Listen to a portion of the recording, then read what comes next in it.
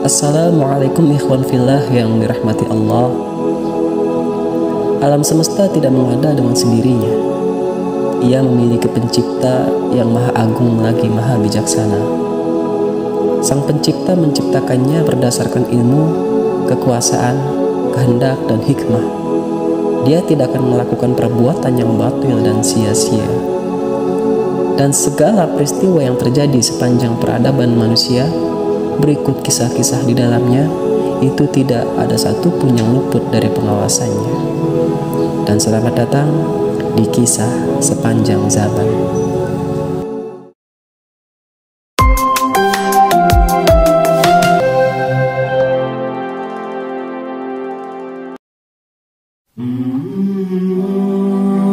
Kisah sepanjang zaman bagian 1. Sumber kitab Bada'i Az-Zuhur karangan Syekh Muhammad bin Ahmad bin Iyas. Imam Ahmad meriwayatkan dalam musnadnya dari Amir Ali Aqli radhiyallahu an bahwasanya dia berkata, "Aku bertanya, wahai Rasulullah, di manakah Tuhan kita berada sebelum Dia menciptakan langit dan bumi?" Rasulullah menjawab, "Sebelum menciptakan langit dan bumi, Dia berada di Gammam, awan yang di atas dan bawahnya ada hawa, udara. Kemudian Dia menciptakan arasnya di atas air."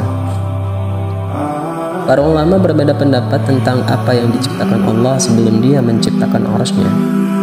Salah satunya Imam At-Tirmidzi meriwayatkan dari Ubadah bin Samit radhiyallahu an. Dia mengatakan, Rasulullah sallallahu alaihi wasallam bersabda, yang pertama kali diciptakan Allah adalah kolam yang berasal dari cahaya. Menurut sebuah pendapat, kolam berasal dari permata putih yang panjangnya hampir sama antara langit dan bumi. Kemudian Dia menciptakan Lauhul Mahfuz dari mutiara putih yang berasal dari yakut merah, yang panjangnya antara langit dan bumi dan lebarnya antara barat dan timur. Bisa dibayangkan ikhwan sekalian, betapa kecilnya penciptaan kita bila dibandingkan dengan ciptaan-ciptaannya yang maha agung. Maka sungguh tidak ada tempat bagi kita untuk menyombongkan diri.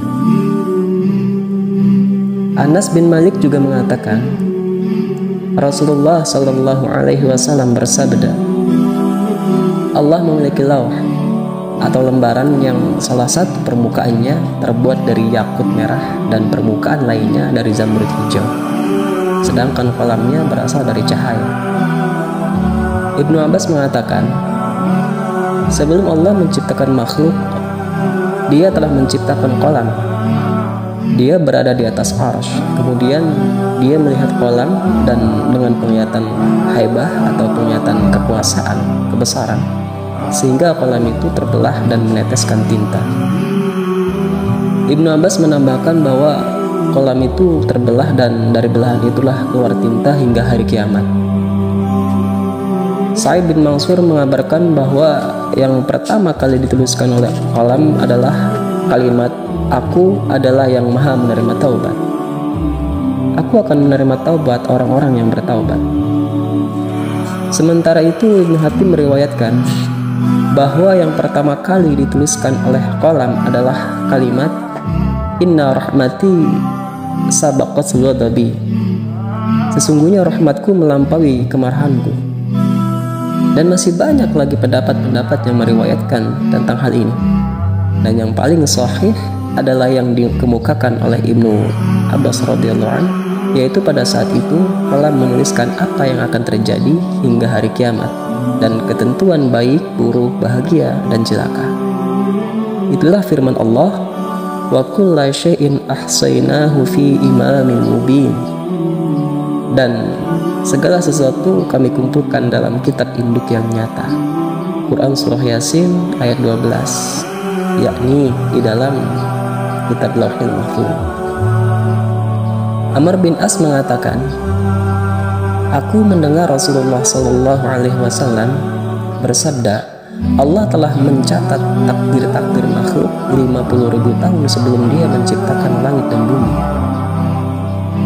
Hadis tersebut mengindikasikan bahwa kolam lebih dulu diciptakan daripada arsy. Qalam merupakan ciptaan yang paling awal, sedang setelah itu Lauhil Mahfuz. Ibnu Abbas radhiyallahu anhu mengatakan, sesungguhnya Allah memiliki lauh yang berasal dari mutiara yang putih. Dia suka melihatnya 360 kali dalam sehari semalam. Dalam setiap kali lihatan, dia mencipta, memberi rizki, mematikan, menghidupkan, mencabut kerajaan, memberikan kerajaan, dan mengerjakan apapun sekehendaknya. Demikianlah Allah berfirman, Ala lahul khalqu wal amru tabarakallahu rabbul alamin. Ingatlah, menciptakan dan memerintahkan hanyalah hak Allah.